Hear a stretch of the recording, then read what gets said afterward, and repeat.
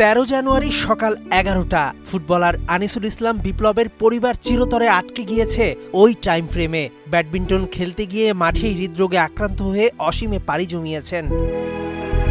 বিপ্লবের স্ত্রী, কন্যা 10ম শ্রেণীর ছাত্রী নুসরাত ও 5 বছরের শিশুপুত্র নাবিউল ইসলাম এখনও বিশ্বাস করতে পারছেন না পরিবারের একমাত্র উপার্জনকারীর চলে যাওয়া।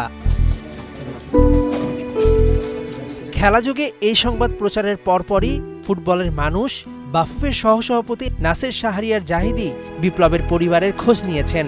এত অর্জন যার, তার অকালে চলে যাওয়া কোনোভাবেই মেনে নেওয়ার মতো না। বিপ্লবের ঝিনাইদহের বাড়িতে যান জাহিদি ফাউন্ডেশনের নেতৃবৃন্দরা।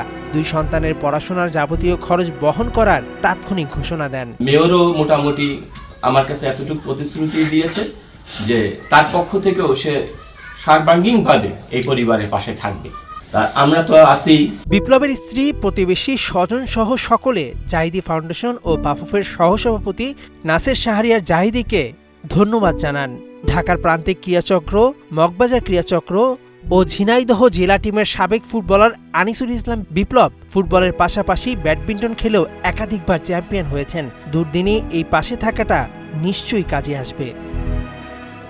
মেহেদী নাইম, 71।